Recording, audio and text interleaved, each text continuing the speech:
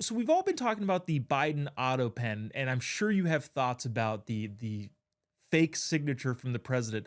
Well, Pam Bondi in the Justice Department is looking into the pardons that were signed. Turns out, according to a Fox report, he only signed one particular pardon in the last couple weeks, and that was Hunter's. Which, okay, so he also pardoned Mark Milley, Fauci, a bunch of the January 6th people. What does that mean to you that there was only one pardon that he signed officially, I guess, with his own hand? I don't know. Does that mean that the rest are negated? Why did he make that decision, just that one? And is there a difference in your opinion? I mean, it may have been nostalgic. Hey, this is my one and only Mm, son. I'm going to go ahead and sign that.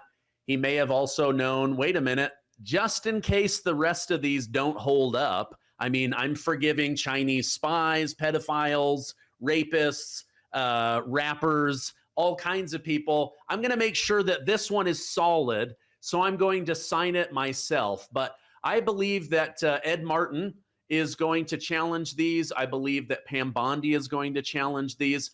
I'm really hoping. I mean, I saw that Kash Patel was just on the Joe Rogan show, and he mhm. said that they just found a bunch of information that Dr. Fauci was hiding, and now the FBI is going to be combing through all of that. So some of these other names that received the fake mechanical auto pen signature, I would be lawyering up if it were me.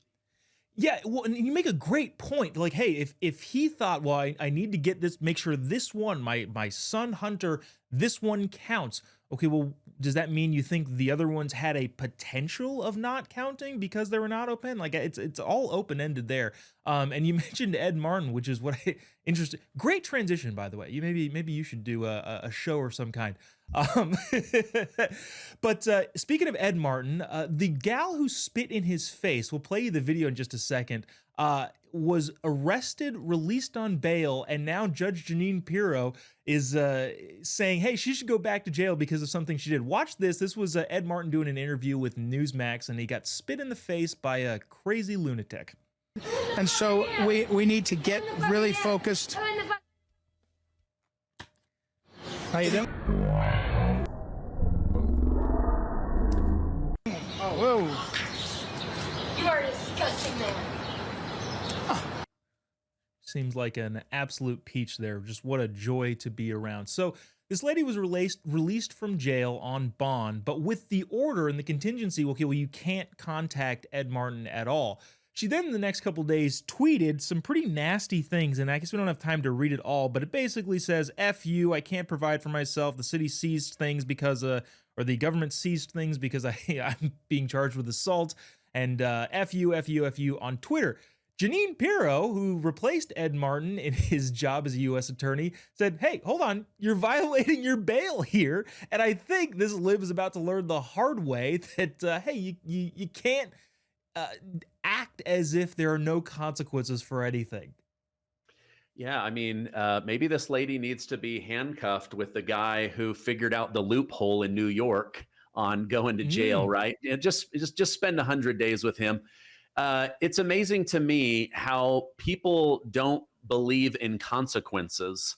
If you do something, there is consequences. It could be a positive consequence, it could be a negative one. But what do you think is going to happen when you spit in the face of any attorney, let alone the guy that was in the news being touted as the person that could get things done in Washington, D.C.? You now spit in his face and then say he's the disgusting person. So a lot of these people, they want to escape consequence, but they still want to continue to behave like terrible people. I think Judge Pirro was wise to try and go after this person harsher. yeah, it's anger isn't an argument, Libs. Just because you're angry doesn't mean you just get to do anything you want and absolve yourself of any sort of wrongdoing.